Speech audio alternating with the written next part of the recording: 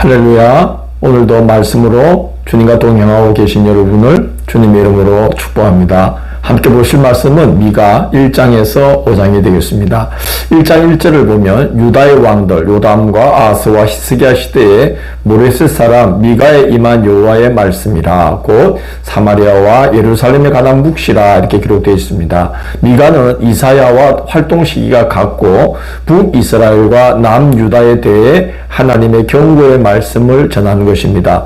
주로 남유다 왕국을 향한 하나님의 경고와 약속을 전하고 있습니다.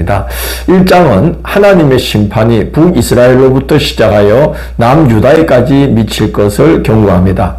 1장 6절을 보면 내가 사마리아를 들에 무더기 같게 하고 라고 말씀합니다. 왜냐하면 1장 7절 후반부를 보면 이렇게 말씀하죠. 그가 기생의 값으로 모았은즉 그것이 기생의 값으로 돌아가리라 이렇게 말씀합니다. 기생의 값이라는 말은 이스라엘이 행했던 그 우상 숭배를 음행으로 비유를 하고 있는 것입니다. 그래서 우상 숭배로 인하여서 모았던 모든 것들은 아무것도 남지 않고 다 사라져버리게 하겠다는 경고의 말씀이죠. 하나님의 이 심판은 유다에까지도 이르게 된다고 말씀합니다. 1장 9절을 보면 그것이 유다까지도 이루고 내 백성의 성문 곧 예루살렘에도 미쳤음이니라고 말씀합니다. 이어서 미가는 유다의 12성읍을 언급하면서 아수르의 칼이 유다 전역을 휩쓸 것을 경고합니다. 성읍 이름들이 쭉 나오는데요. 그것은 미가가 성읍 이름이 지닌 그 뜻을 그 성읍에 닥칠 심판을 암시하는 데 사용하는 그런 이제 내용이 되겠습니다. 일종의 워드플레이, 말의 언어를 가지고 유희를 하는 그런 언어 유희와 같은 방법으로 유다의 각 마을에 이 말 하나님의 심판을 이제 경고하고 있는 것이죠. 한 가지 예만 들면 1장 10절을 보면 내가 베들레아브라에서 티끌에 굴렀도다 라고 이제 말하지 않습니까? 베들레아브라는 먼지의 집이라는 뜻입니다. 그래서 그 지명을 사용하면서 이제 이스라엘 유다 백성들이 심판의 그 티끌에 뒹굴게 될 것이다 하는 것을 경고하는 겁니다. 1장 11절을 보면 사빌 주민아 너는 벗은 몸에 수치를 무릅쓰고 나아갈지어다 이렇게 또 말하고 있죠. 사빌은 아름다운, 순결한 이런 뜻을 지닌 성읍의 이름입니다. 그런데 그 성읍이 이름에 걸맞지 않은 운명과 마주치게 될 것이다 하는 것을 경고하는 것이죠. 2장과 3장은 심판을 직면하지 않을 수 없었던 유다의 실상을 고발하는 내용입니다. 첫 번째는 불효와 폭력을 고발합니다. 2장 1절 2절을 보면 그 손에 힘이 있으므로 밭들을 탐하여 빼앗고 집들을 탐하여 차지하니 라고 말합니다. 두 번째는 영적 무지와 불순종을 이제 책망하는 거죠. 2장 6절을 보면 그들이 말하기를 너희는 예언하지 말라. 이것은 예언할 것이 아니거늘 욕하는 말을 그치지 아니한다 하는도다 라고 이제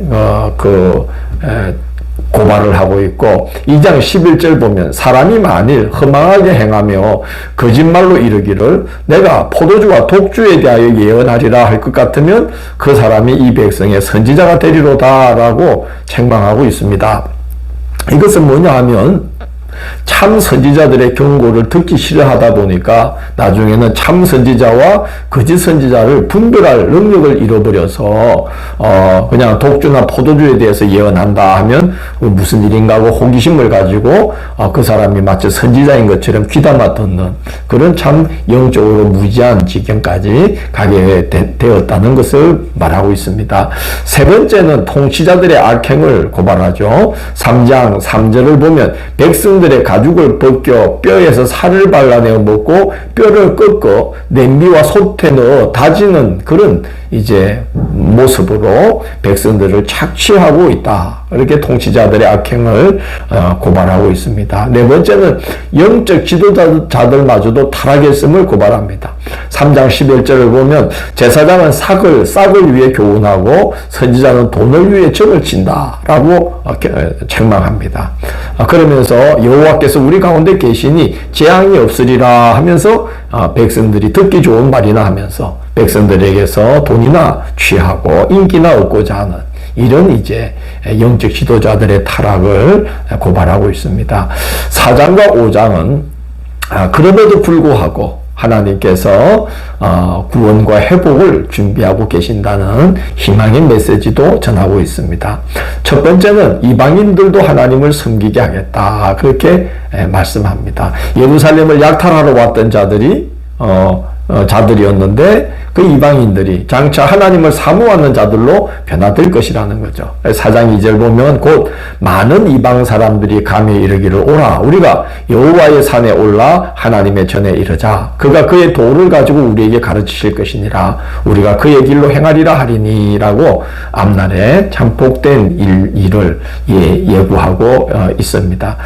이제 시온에서 율법이 나오고 예루살렘에서 그들이 하나님을 섬기는 그런 그 성실함이 이제 세워질 때에 이방이 그 모습을 보고 하나님을 섬기기에까지 이르게 될 것이다 하는 이제 예고를 하고 있습니다.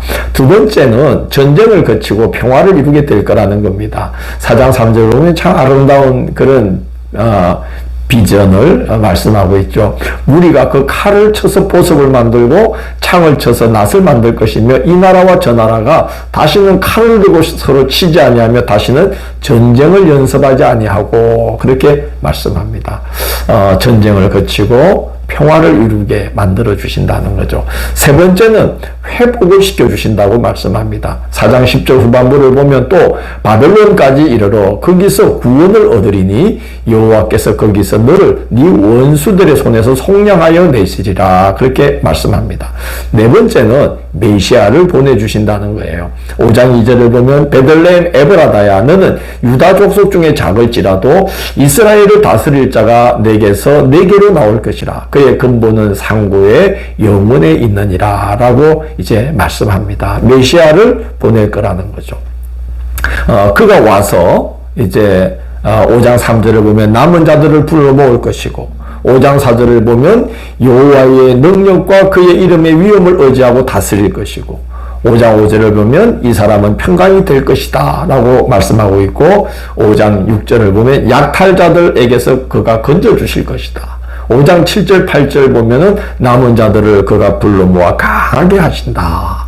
이렇게 메시아를 통해서 행할 일들을 예고하고 있습니다. 그리스도께서 오실 때 이 일은 완전히 성취가 되지만 그 이전에도 하나님께서 때에 따라 메시아적인 역할을 감당하는 지도자들을 보내어서 이와 같이 그 상처 입고 지친 이스라엘을 돌보며 회복시켜 줄 날들을 예고하고 계신 것입니다. 미가서에는 남은 자에 대한 그런 비전이 이제 나오고 있습니다. 5장 7절을 보면 야곱의 남은 자는 많은 백성 가운데 있으리니 그들은 여호와께로부터 내리는 이슬 같고 풀 위에 내리는 단비 같아서 사람을 기다리지 아니하며 인생을 기다리지 아니할 것이며 라고 이제 말하고 있습니다.